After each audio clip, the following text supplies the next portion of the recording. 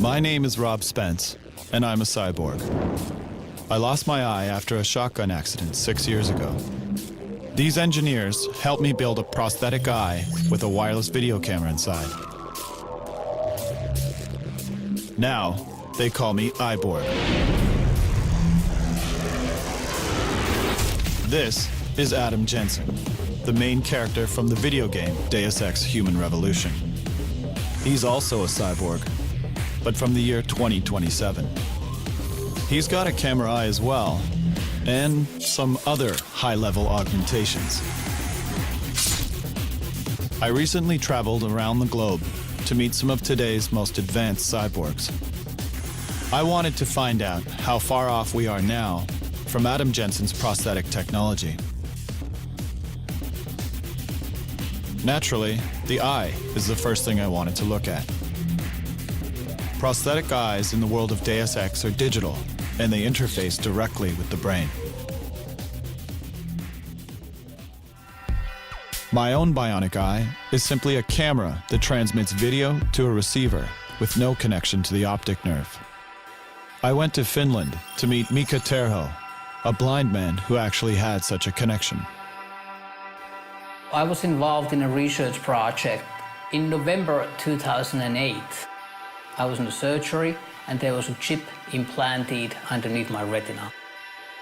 It was a test version that I had. I knew that it was only about 3 months' time that I will have the chip. The retinal chip is very small in size. It's 3 by 3 millimeters. It's placed right underneath the retina in order to replace the broken photoreceptors.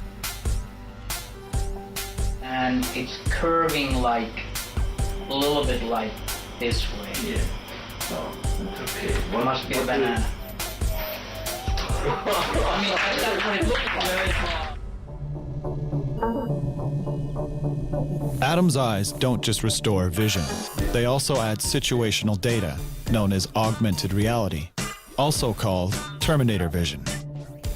Augmented reality is the superimposition of data onto the world that you see. For instance, we have a firefighter mask. It's in prototype right now that allows the firefighter to get some essential data today. It uses relatively low fidelity computer processors to present them with oxygen levels, ambient room temperature. In this world, in the firefighter environment, if you make a fist, it activates the menu, and it puts the menu in your hand, and it's actually on your fingertips. I anticipate within the next year we'll have functioning prototypes, and then the following year we'll have products that we can bring to market.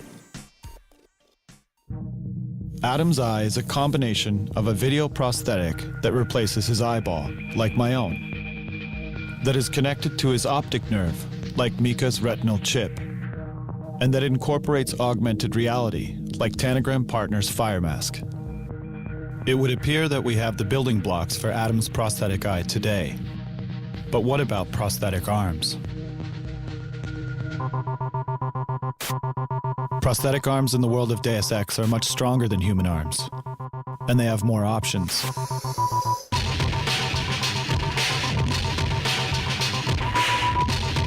They're more accurate, and they even help you play piano better.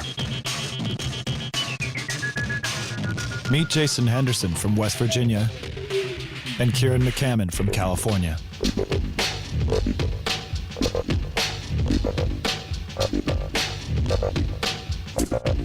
Good afternoon. So these arms are what? I mean, how do these arms work? The remaining muscles that are in your arm have electrical signals that come from your nervous system, and Like these ones? yeah. So I have a myoelectric sensor, one here, and then another one on the other side. So when I contract one muscle, then the hand opens. When I contract the other muscle, then the hand closes.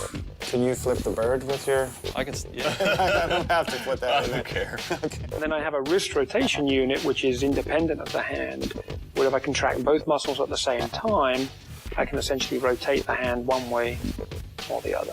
I am now filming your bionic hand with my bionic eye. That's pretty cool.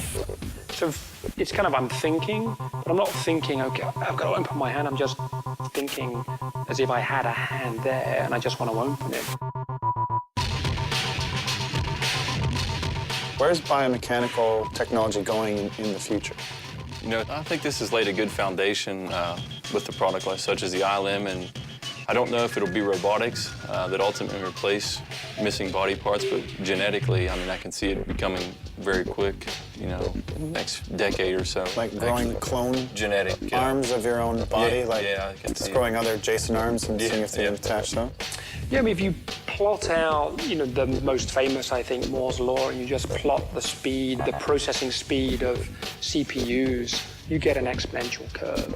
Where every 18 months, biomechanical devices double in their capabilities, in how better they are in terms of being close to the human body. Weapons, that would be an interesting one.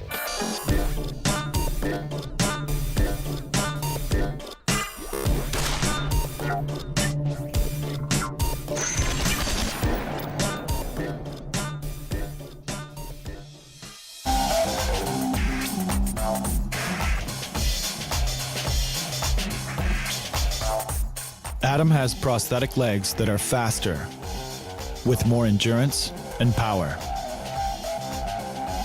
Where are we with prosthetic legs today?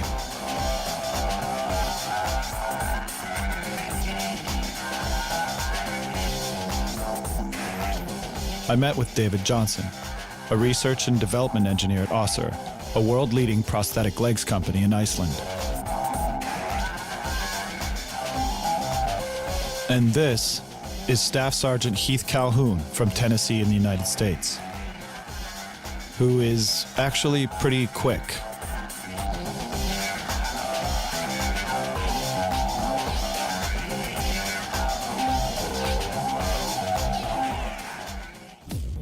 Well, my name is Heath Calhoun, and I guess technically I ski for the United States Disabled Ski Team, and I was wounded with the United States Army back in November of 2003, and kind of led me on the path that I'm on now. These are your prosthetic legs here that you walk around on all the time. You have a knee unit, the pylon, and then the foot. You got flex in the heel, you got, and it's split so that you get it to flex on both sides. Like a ninja slipper. Like, yes. The knee is a hydraulic knee unit that has a microprocessor inside it. The knee is updated, the microprocessor is updated 50 times a second by a sensor that's in this pylon that tells the knee whether or not to add or remove hydraulic resistance.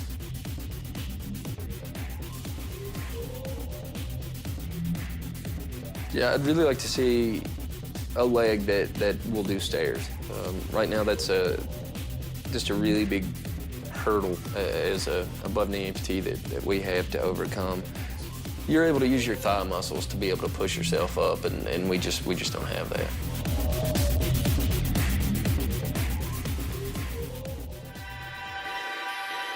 At Össur Prosthetics in Iceland, they've developed technology that addresses this problem, the power knee.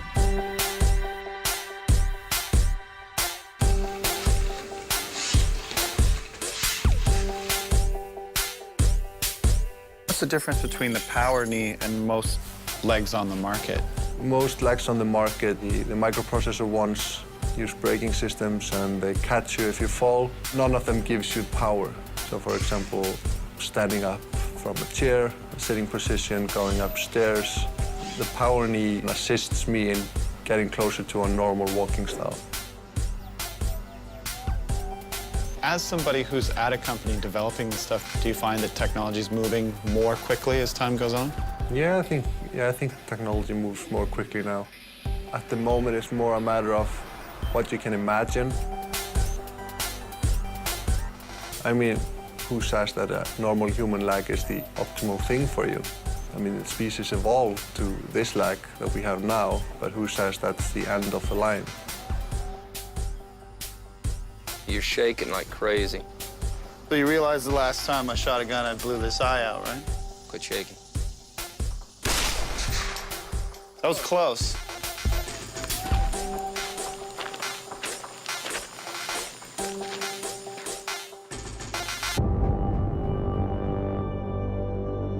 Prosthetic arms and legs are beginning to approximate the functionality of our natural limbs. Current bionic technology uses external and kinetic sensors. We're only just beginning to experiment with neuroprosthetics like those of Adam Jensen.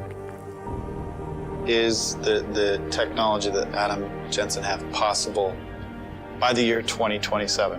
Absolutely. Absolutely will we get there. But the real challenge is the brain-to-machine interface.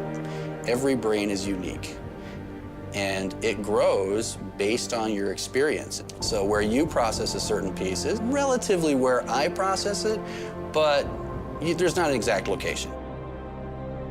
Well, if you compare any other technical device, cell phones or whatever, and then just the rate of development is so quick.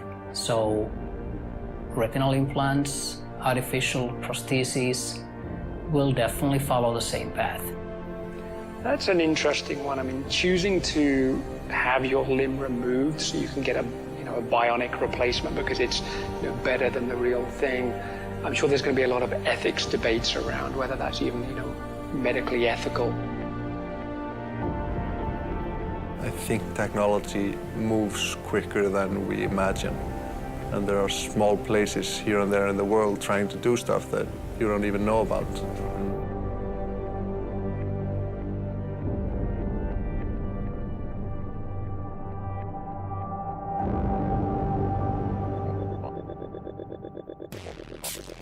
Technology's moving so rapidly, many theorists are saying we're on the verge of fundamentally changing as human beings. In the meantime, for those of us missing parts of our bodies, we'll keep exploring and upgrading. It's possible we are the pioneers of a new cybernetic age, not unlike the world of Deus Ex Human Revolution.